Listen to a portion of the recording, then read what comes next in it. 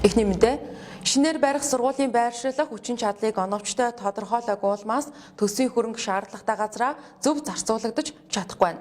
Үндэсний аудитын газраас хийсэн гүйцэтгэлийн аудитын мэдээллээр улсын хэмжээнд 11 сургууль ямар ч судалгаагүйгээр баригдсан болох нь тогтогджээ.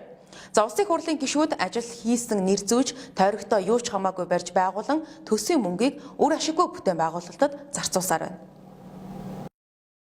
Тухайлбал нэр бүхий нэг суманд 320 хүүхдийн суудалтай сургуульд 215 хүүхэд хамрагдаж хүчин чадалтай 100% хүрээгүй байхад ахин тус суманд өнгөрсөн жил 1.1 тэрбум төгрөгийн өртөгтэй 160 хүүхдийн суудалтай сургууль барихаар төсвийн хөрөнгө оруулалт авсан байна. Үндэсний аудитын газраас хийсэн гүйцэтгэлийн тайлангаар ямар ч судалгаа шинжилгээгүй барихаар төлөвлөсөн болон барьж ашиглалтанд оруулсан 11 сургууль байгааг тогтоожээ. Үүнд Архангай аймгийн Хайрхан сумын 720 хүүхдийн суудалтай сургуульд 2017-оос 2019 онд 660 хүүхэд хамрагдсан байхад улсын төсвийн 2020 оны хөрөнгөөр 3 тэрбум төгрөгийн төсөв төртөгтэй 320 хүүхдийн суудалтай сургуулийг нэмж барихаар төлөвлөсөн байх юм. Тэгвэл Баян Улгийн аймгийн Цагаануур тосгонд 320 хүүхдийн суудалтай сургуульд 2017-оос 2019 онд 203 хүүхэд суралцсан байхад мөн л улсын төсвийн 2019 оны хөрөнгөөр 2.3 тэрбум төгрөгийн төсөвтэй 240 хүүхдийн хүчин чадалтай бага сургуулийн барилгыг шинээр ашиглалтанд оруулжээ.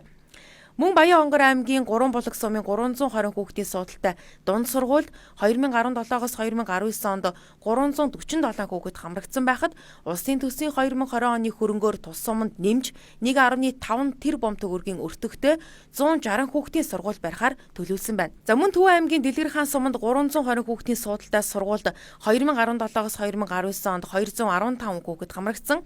За гэтэл улсын төсвийн өнгөрсөн жилийн хөрөнгөөр нэмж 1.1 тэрбум төгрөгийн төсөвтэй 160 хүүхдийн суудалтай сургууль барихаар төлөвлөсөн хүн амын тоо бодит хэрэгцээнд үндэслээгүй байгааг харуулж байгаамаа.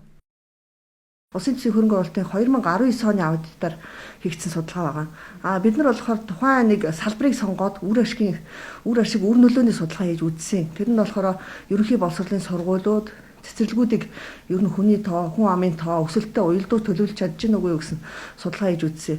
Тэрүүгээр бол нийтдээ улсын хэмжээнд одоо байгаа нийт сумдуудаас бол нийт аймгийн төв сумдууд нийслэлийг оруулаад 666 сумдад бол сургуулийн ерөнхий болсон сургуулийн хүүхдийн тооноос хэтэрсэн суудалтай сургуулиуд барьсан байна, ашиглалтанд оруулсан байна. Энэ нь өөрөө улсын төсвийн хөрөнгө оруулалтыг ашиглалтын зардал болон хөрөнгийг одоо үргүү зарцуулсан байна гэдгийг бол тайлан тусгаж өгсөн байна. Хэдийгээр 2019 оны байдлаар 9 сургууль 3 ээлжээр хичээллэж, сүүлийн жилүүдэд 3 ээлжээр хичээллэх сургуулийн тоо буурж байгаа хэдий ч нэг сумдад нэг сурагчтай хичээллэх сургууль барихаар төлөвлөжөхөд байгаа нь нэн шаардлагатай сургуулийн хөрөнгө оруулалт өөр нэг хэсэгт орхигдож байгааг харуулж байгаа юм. Тиймээс төсөв батахаасаа өмнө тухайн сургуулийн байршил, хүчин чадлыг оновчтой тодорхойлох шаардлагатай байна. Ер нь бол жил болгон л улсын төсвийн хөрөнгө оруулалтын аудитор бол жил болгон зөвлөмжүүд болон давтагдах маягтай хэрэгжилтэнд хангалтгүй явагдаад байгаа. Уг нь эрх зүйн орчин нь бол хангалттай бүрдсэн байгаа. Нөгөө сургуулийн барилгыг чинь хэрэгслийн шаардлаганд нь тулгуурлаж төлөвлөх, эрмэлснийхаа дагуу улсын төсвийн хөрөнгө оруулалтын төлөвлөгөөнд тусгах эрх зүйн зохицуулалт нь бол үйлчлээд байдаг. Энийг одоо мөрдөж ажиллахгүй байгаа талаар л их улсын их хурлд анхаарал хандуулсан засгийн газрын эрх үхий байгууллага яамдуудад бол зөвлөмж олгож өгсөн байна. Гишүүд тойрогтой ажил хийсэн болж харагдах нь чухал. Харин тэнд нөхцөл байдал ямар байх эсхийг үл тоосон гэмээр хөрөнгө оруулалтын төсвийг 2020 онд баталсан байна. Энэ жил ч мөн адил төсвийн мөнгийг үр ашиггүй бүтээн байгуулалтуудад зарцуулахаар төлөвлөсөн байгаа нь шүүмжлэлийг дагуулж байгаа юм а.